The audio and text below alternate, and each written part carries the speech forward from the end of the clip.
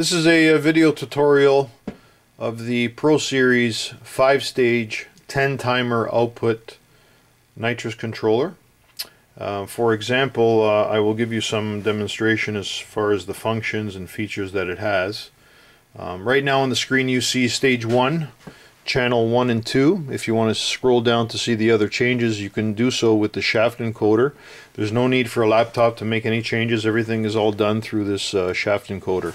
So if I wanted to see the timers for the other stages, you scroll to the right, you would see stage 2, channel 3 and 4, channel 5 and 6, 7, 8, 9 and 10. So with a total of 5 output stages.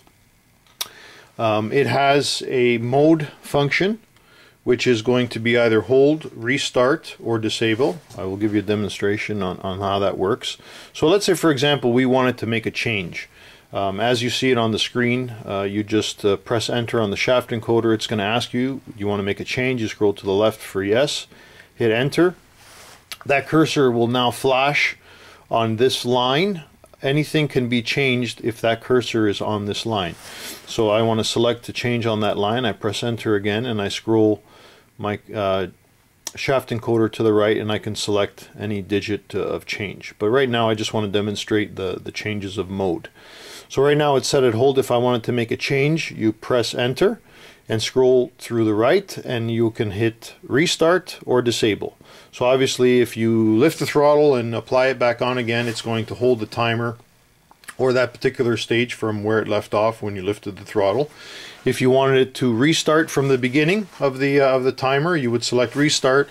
And if you wanted to completely disable that channel, you would select disable. So regardless of the throttle input or time that is set, if it's set on disable, it will not work. So if you, let's say you were running 4 stages or 5 stages and you only wanted to use 4 out of the 5, you would just select disable for the appropriate stage and channel. But for demonstration purposes, I'll just put it back to hold. Press enter. I can scroll back and I can select an on time delay and an off time for every channel.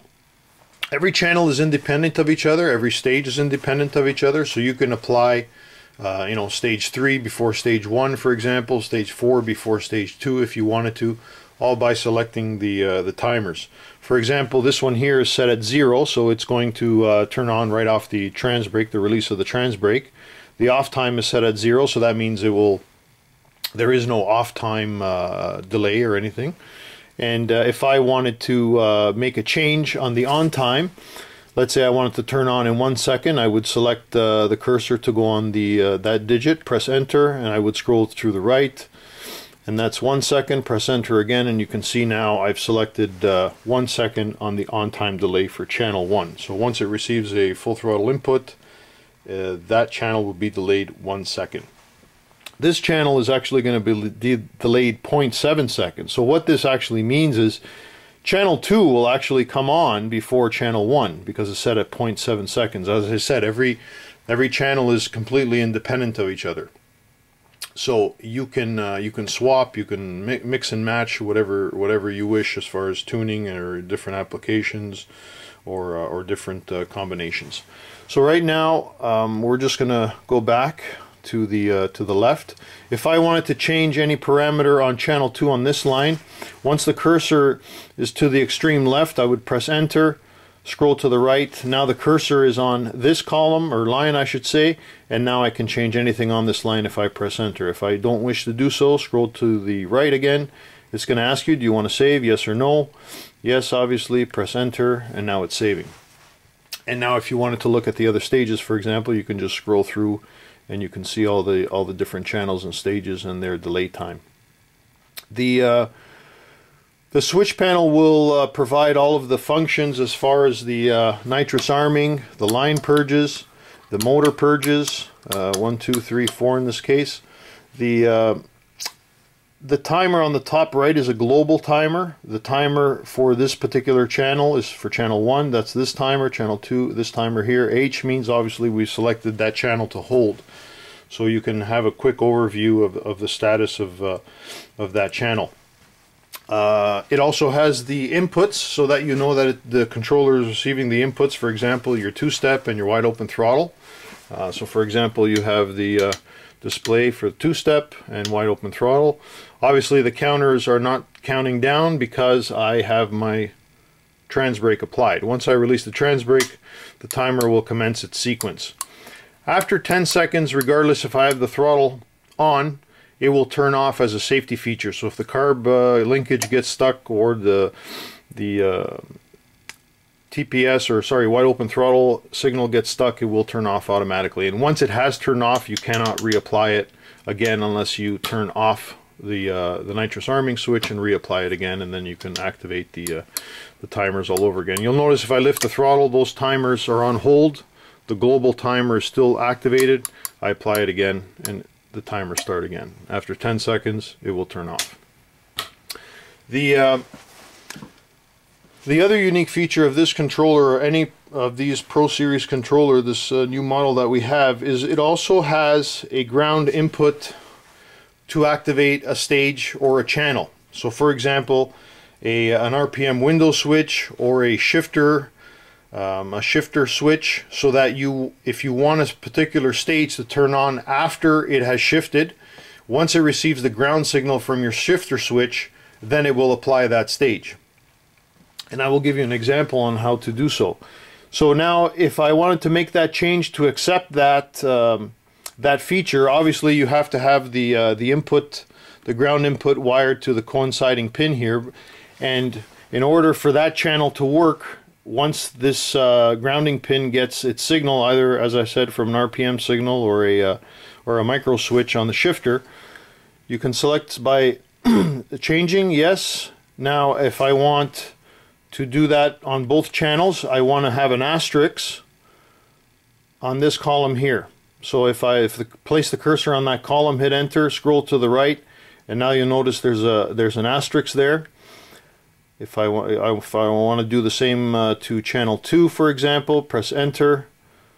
Enter again. I can change everything on that line. Press enter. Now I have the asterisk on both channels. I scroll down again. Save, yes, saving. So once the selection is made, you always have to select save. If you do not select save, then obviously it will not save the change. It'll just go back to the original setting. So now channel 1, channel 2 have to receive a ground input as well as a full throttle switch in order for that channel to work. And once it receives the ground input, it will be delayed 1 second. If you don't want it to be delayed 1 second, you want it to come on instantly, you would obviously select 000 on this line. And the same for channel 2. So this can be set for any channel, any stage.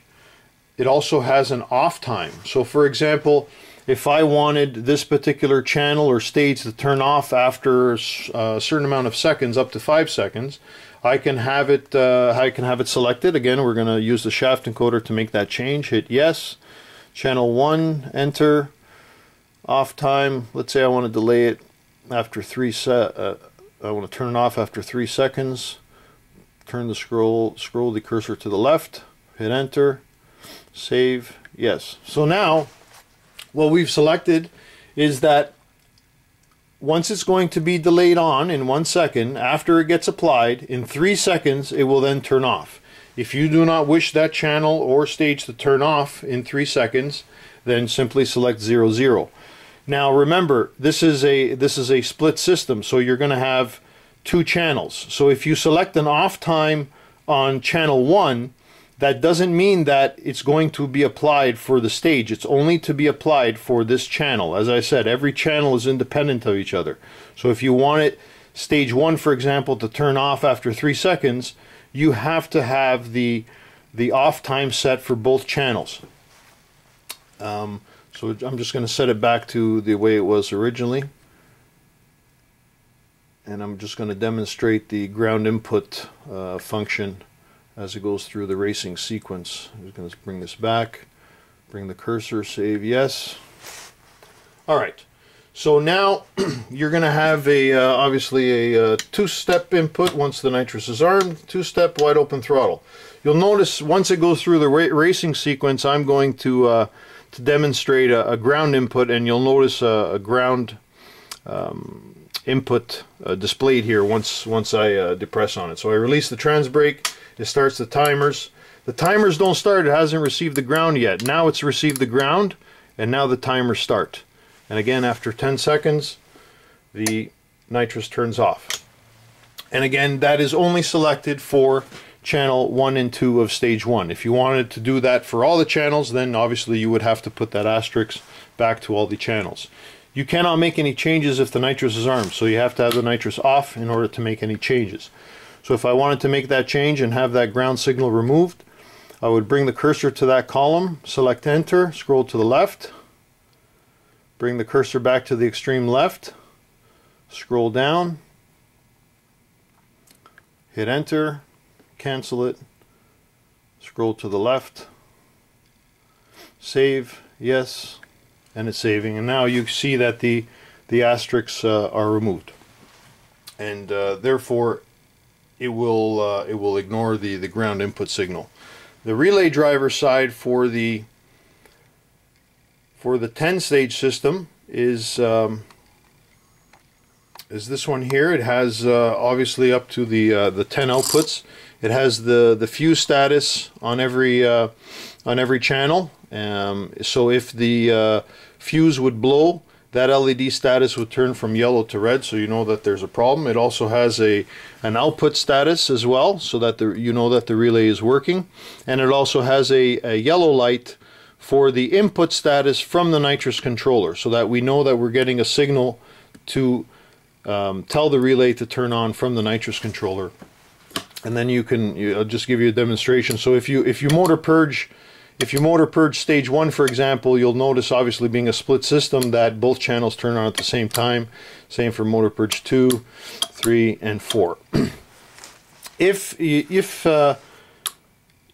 then you have the line purge, which is at the very end. If you have a fuse blown, as I said, it will turn red, but you will also not have a green LED display, because the relay has no power on the output side. So the green LED lets you know that the relay has the voltage going to that particular post. So you have a bit of diagnosing capabilities. And that is our 5-stage 10-timer nitrous system Pro Series.